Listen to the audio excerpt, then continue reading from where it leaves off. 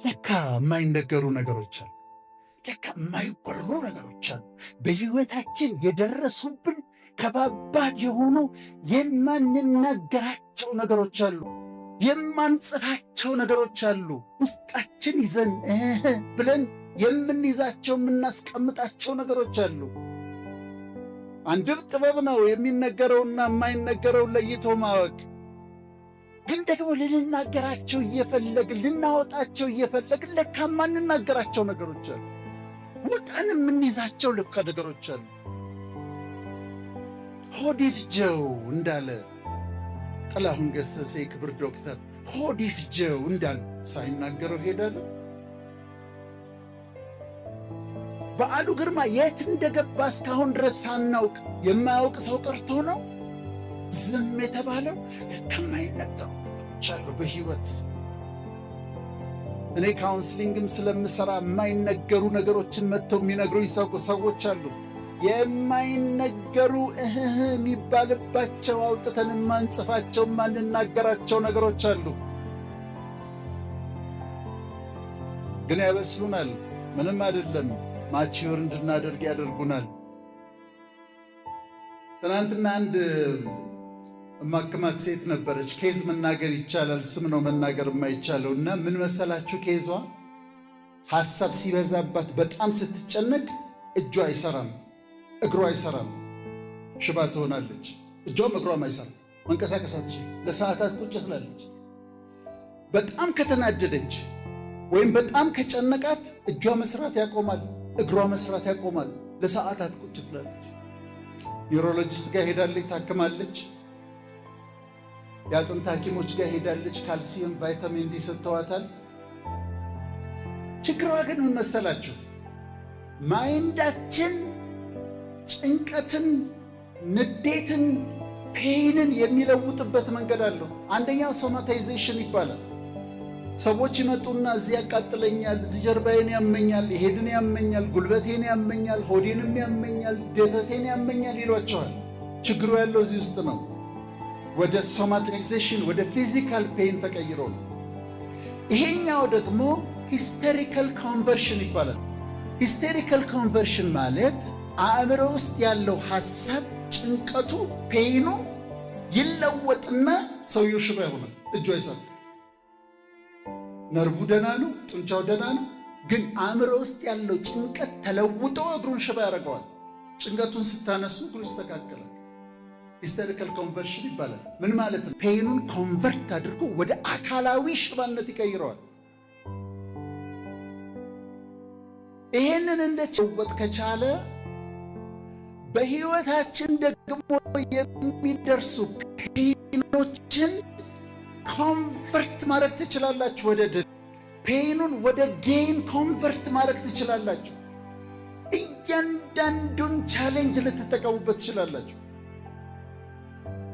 አንዳንድ ጊዜ ሆ ብለው ሰዎች ሲነሱባችሁ ድንጋጤም ፍርሃትም ስላለ ሩጡ፣ በኃይል ሩጡ።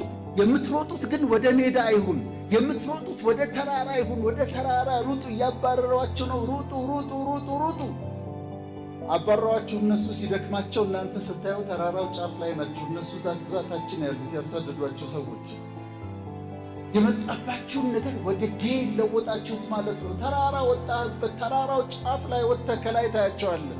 ሲያሳድዱ ሩጥ። የምትሮጠው ግን ወደ ከፍታ ይሁን። እያንዳንዱን ቻሌንጅ መለወጥ ተማሩበት። ፈረንጆቹ የሚሰሩት ሰርፊንግ የሚባል ስፖርት አለ። ይሄ ውሃ ላይ እንደዚህ የሚጫወቱት እሱ ማዕበል ከሌለ ልትጫወቱት አትችሉ። ዌቭ መኖር አለበት። ንፋስ ሲመጣና ውሃን ሲያነቃንቀው ማዕበል ሲያመጡባችሁ እናንተ ሰርፍ አድርጉበት፣ ተጫወቱበት፣ ወደዛ ብረርበት። ከዛ ውሃው ላይ እንደገና ወደዚህ ብረርበት። አትተክስ ስለማዕበሉ። ኮንቨርት አድርጉት።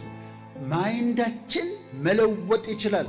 ህመሙን ወደ በጎ ለውጡት። ቻሌንጁን ወደ ድል ለውጡት።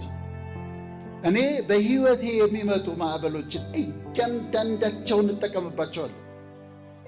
ባለፈው አንድ ሰው የሚተናኮለኝ ጽሑፍ ጻፈ።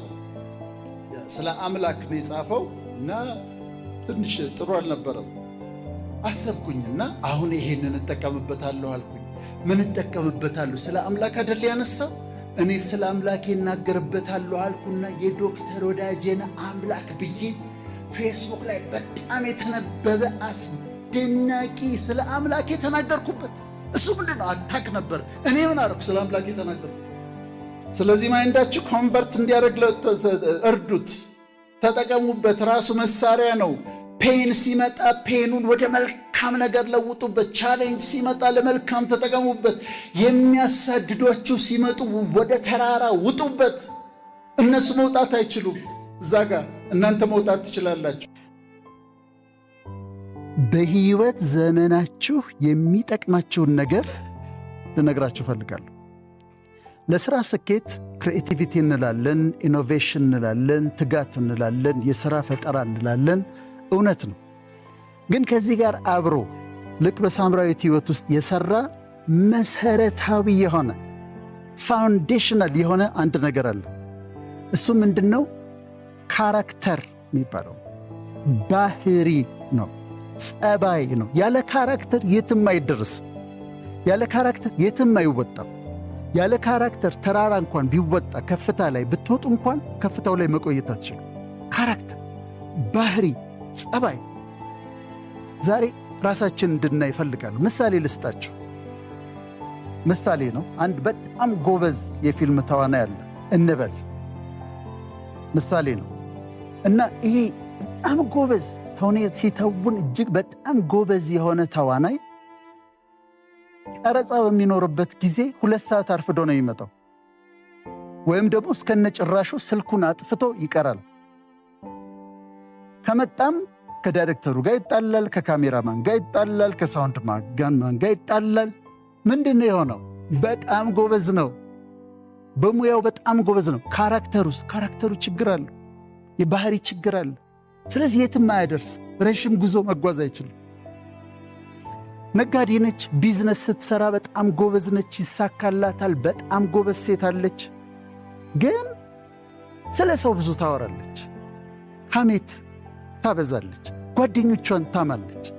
በሥራዋ ምንድነች? በጣም ጎበዝ። ባህሪስ፣ ካራክተርስ ችግር አለ፣ መስተካከል ያለበት ችግር አለ። እነዚህ ሰዎች ምሳሌዎች ናቸው እንጂ ያለው አይደለም።